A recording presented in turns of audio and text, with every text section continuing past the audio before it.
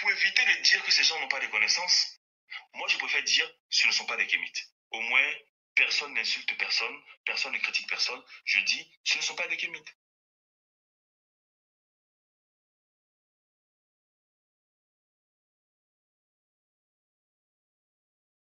Un traditionnaliste ne vous parle pas de la Mahat. Les personnes que vous suivez sur les réseaux sociaux qui parlent du kémitisme. Ils font de la kamitude, ils sont kémites. Celui qui ne vous parle pas de la Mahat, désabonnez-vous de sa chaîne. Je répète encore, si vous connaissez quelqu'un qui dit qu'il est kamite, mais qui ne vous parle pas de la Mahat, il est dangereux. Si vous connaissez quelqu'un qui dit qu'il est kémite, mais qui ne parle pas de la Mahat, désabonnez-vous, il est dangereux. Il y a des gens qui m'ont attaqué, des panafricains, des pseudo-kémites. Parce qu'il y a l'autre clown là. Il y a l'autre clown là. Qui m'a soi-disant, qui m'a accusé d'avoir maltraité une panafricaine. Alors que cette panafricaine m'a agressé physiquement. Et elle est portée plainte de dire que moi je l'avais agressée. Quasiment essayé de m'envoyer en prison. Ce que je veux dire? Eh ben, demandez à Bakem. Quand les membres de ton organisation faisaient la promotion des kémites LGBT, pourquoi tu n'as pas condamné? Quand tu étais kémite, posez-lui la question. Posez-lui la question. Quand les membres de ton organisation qui se disaient kémites ont fait la promotion d'un nouveau concept de kémite LGBT, pourquoi tu n'as pas condamné? Donc parce que moi, je n'étais pas d'accord que les gens disent qu'on peut être kémite et LGBT, j'ai été attaqué. Mais maintenant, quelques années plus tard, ben lui, le monsieur du temple kémite, il vous dit, si les gens se disent kémite et qu'ils ne vous parlent pas de la Mahat, parce que je disais qu'un kémite, c'est quelqu'un qui suit la Mahat. Et qu'est-ce que le type disait? Ben non, mais sors-moi le texte, etc. J'ai même montré le papyrus d'Ani. Quand il essaie de faire croire que tu peux être kémite LGBT.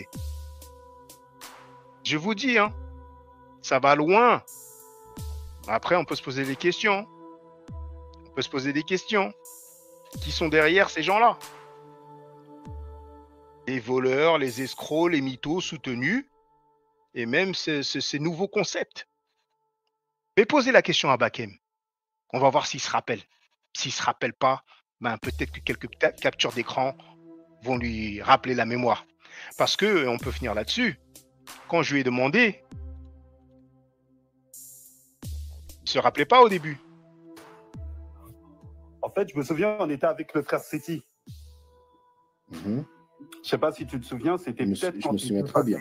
Voilà, c'était peut-être quand tu étais passé chez moi à la maison ou peut-être on était à un événement. Mhm. Et effectivement, ce professeur-là, il pratiquait de l'escroquerie.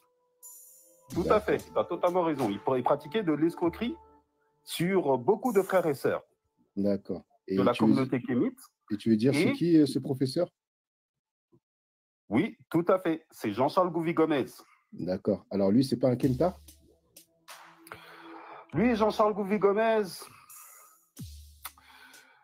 je ne dirais pas que c'est un Kemtar.